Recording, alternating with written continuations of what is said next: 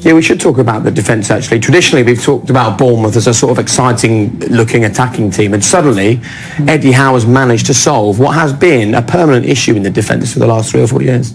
What I think he's done very well, Eddie, is he's got Billing and Lerner sitting in front of Cook and Aki, and they got a lovely unit where they got the 2 defensive midfielders and the centre halves in unison. We rarely saw United be able to thread balls into Pereira. We didn't know Pereira was playing at certain times. Rashford couldn't get in it. Anytime someone went into that box in front of Bournemouth's back 4, they was locked on, they were tight. And I think that was and that's why they're not conceding goals. And today, United just couldn't get any type of possession because of that. But then when you look at, if you flip that, the difference, and we talked about balance and Bournemouth searching for that balance because they're not conceding but they're not scoring. And the difference is when they got the ball, it seemed like the trigger was straight away. Once they won that ball, the transition was about getting the ball into the 2 centre forwards as quick as possible. The ball went straight up to Wilson or to Josh King, mainly Josh King. If he can, consistency, I think, is the only thing that he's lacking in terms over a long period of time. And I think that if he can get that and really continue getting up and pushing up and staying in within the top 8 of this league, the way he is at the moment, then listen, the sky's the limit for this team, because listen, now they're starting to invest in the team. The area are back in the team fully. It's exciting times at Bournemouth. I think that's the key, ain't it? It's like Eddie's got them to this stage before. I think now it's the whole mindset of this place. Is can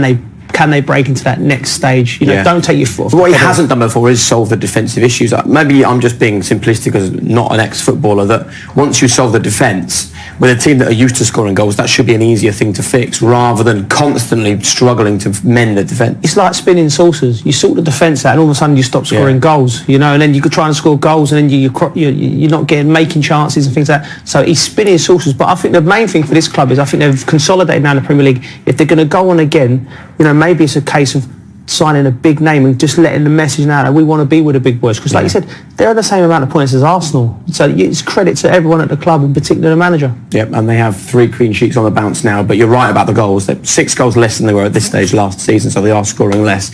Let's just focus on the goal that they did score though today from a Manchester United defensive perspective, and what should have been better, particularly first from and foremost, it was a fantastic goal, great bit of skill. Wan-Bissaka's marking him, as you can see. Wan-Bissaka's whole focus here should be one thing, is to make sure that Josh King goes back that way. If anything, he passes it, he moves with it, whatever he does, he goes back that way, and he doesn't allow him to get back facing his David De Gea in the Man United goal. Even if he wanted to even if he just says, listen, I accept, he's going to roll the ball back here to Wilson, but Wilson's still got 5 players to beat, including his own men there. So it's still up in the air whether he's going to hit the target, because there's bodies there that can actually stop the ball going in. He doesn't do that, and if we slowly players there, once you reach in like that, you are giving the forward the opportunity to roll you. Josh King's a strong lad. He likes contact. If he feels contact on his right, he will roll you to get to his left-hand side, and obviously then that's what he does here. And before it, really, like I said, we talk about composure with strikers in the box, but composure with defenders. Someone like Rio, someone the top defender we see, they could not panic. Me in that situation, when I found myself in the box defending, I would have done what Wan-Bissaka done. I wouldn't have had the composure to do it. But the top defenders, and he needs to learn that in his game, because he's got a lot of attributes, Wan-Bissaka. Do you know what happens as a defender in a situation? You think, don't let him score, don't let him score, don't let him score, and it's like anxiety just builds up in an instant inside you. The top defenders in that situation go, right, there's clarity. He's going to go back to his own goal. I'm going to wait for him to make a move, then I'll make my move. It isn't like all fast, 100 mile an hour thinking, and that's the problem. That's between the sets, the good defenders apart from, I keep saying that, the good players, the good defenders from the top players. You've got to be calm. It separates the experienced defenders from the inexperienced defenders. A massive point. Listen, and we could sit here and dissect Aaron Wan-Bissaka's game, and there's some great stuff about his game. I mean, his recovery tackles, the way he does, he's making more tackles in games than anyone in the league. And when he's facing his own goal in a foot race with anybody, I'd back him against anybody 1v1 like that. But there are going to be elements to his game that you have to learn: patience, timing, and positioning at times. But that's all to come, and that's what Ollie bought him, knowing all this. And this isn't a time to sit here and criticise him. And is he this? Is he that? That's just one instance in the game where he got it wrong. But I could sit there and get a 34-year-old, and he'd make the same mistake at some times. Okay, let's talk about the other end of the pitch for Manchester United. We've just come into this off the back of 3 away games where they looked dynamic, they created chances, and they really sort of huffed and puffed in an offensive area right up until the last 15, 20 minutes today. Yeah, I think there was a lack of movement. Like we see them in the last 3 games where they've been Martial's been popping up on the left, Rashford's there, James has been running inside, people have been popping up in the hole. A lot of good rotation. Today it was just straight lines. They looked a bit fatigued as well. I don't think this team's capable of playing like 3 or 4 games in 10 days. I don't think they've got the quality and depth, and the young lads in particular, they'll find it difficult. As the years go by, it'll become easy for them, but I think playing in Europe, playing the League Cup, and then playing today, I think it caught up with them. They looked a bit fatigued for me. But them two were outstanding. Cook and Nathan Ake were outstanding. They defended the middle of that box diligently, and every step that they made was near perfect. Okay, let's hear then from the Manchester United boss. Ole is with Des. Score as well, if there's any sort of big moments. Look, we don't want to be too critical of Manchester United, but they are, as Ole said, the kind of team that need to come in and win if they're going to finish in the top 4. They're now 7 points behind where they were at this stage last season. Their worst start after 11 games for 33 years. But the defeats have come here: Newcastle, West Ham and Palace. Teams where you expect them to go and win, so they need to up that. And I think this shows that Man United are more accustomed to being a counter-attacking team at the moment, because teams that press them, they're able to hit them on the break. Okay. Well, what is there to say about that then, I wonder, from Manchester United's perspective, first of all? Well, personally, looking at that performance, when you go to Bournemouth, what you do know is you need to have a competitive team. They're gonna test you, Bournemouth. It's a tight little ground, great little atmosphere. They're going to create chances, so therefore you really need to be on your game. And I didn't think Man United were. I thought they had too many players off the pace today.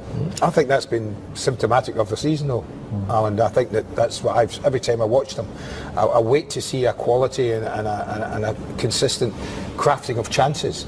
I see more huff and puff than I do them opening up teams. Even here today, I always think you get a chance against both to play. Bournemouth like to play themselves, and you get a chance to play. But I never saw them carving openings. I saw 3 or 4 shots from outside the box, but nothing where they got in there and you were thinking, wow, that was wonderful football. That not at all. I think that's just where United are right now. What, an ordinary mid-table team? Well, it's hard to use the word ordinary when you're talking about Manchester United. No, judge them on, you've always said you judge them on the shirts. Yeah. Not the reputation or the history of the club. Yeah, okay. If I see that team today, do I think they're any better than a mid-table Premier League side right now? No. The thing that's missing from when you play Man United, what you do know is in the centre of the pitch, they're going to have link play between the midfield and a striker or 2 strikers that are going to unlock the door.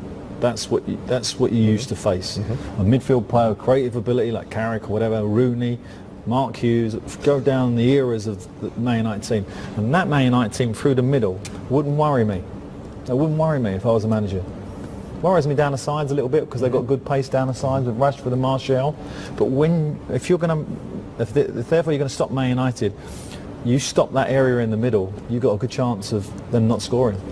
1-1 against Liverpool, and they talked about the success of playing with 3 centre-backs. They did the same today, didn't they, without any success? It looked to me at times like Aaron Wan-Bissaka was playing as a right-sided centre-back. He never got forward as often as he could. Ashley Young did, and every time I kept looking up when they were defending and saying Bournemouth were breaking on him, he was there as one of 3. I get why they did it against Liverpool, because Liverpool's full-backs are raiders, and you do have to protect yourself on wide areas of the pitch when you've got the 2 of them, Trent Alexander and Robertson, raiding at you, and he did that so that his fullbacks could block him off, basically man against man. So I get why they did that. But if you're Manchester United and you're going to Bournemouth, do you need to play 3 at the back? I don't know. Listen. But the other thing about Aaron, Aaron was at Crystal Palace as a winger. He only played 30 odd games as a right back. 39 games for Palace before he gets the move to Man United, and I absolutely can guarantee he's never played centre back before. So if that was what was asked for him today, that would be very unusual, because that boy has no experience of that position. Which traditionally has really struggled in the league, and take a look at that for the table. After 11 games, Bournemouth 6th, level on points with Arsenal, as you can see there. Meanwhile, Manchester United actually 7 points worse off than they were at this stage last season under Jose. In fact, this is, after 11 games, United's worst start to a Premier or to a top flight season in 33 years. So difficult times indeed. Plenty more still to come. 33 years. So difficult times indeed. Plenty more still to come.